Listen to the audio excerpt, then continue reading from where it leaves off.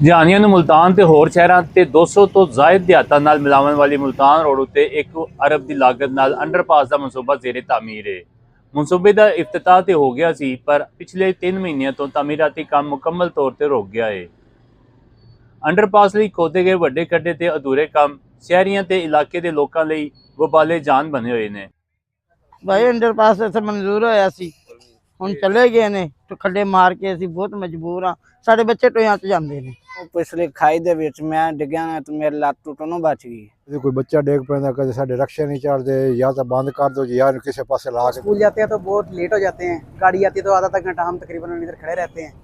लाइना लग जानी अद्धा घंटा लग जाना जी। सुबह भी ते दोपहर ਨੂੰ ਵੀ ਜਦੋਂ ਬੱਚੇ ਛੋੜਨੇ ਹੁੰਦੇ ਆ ਜੀ।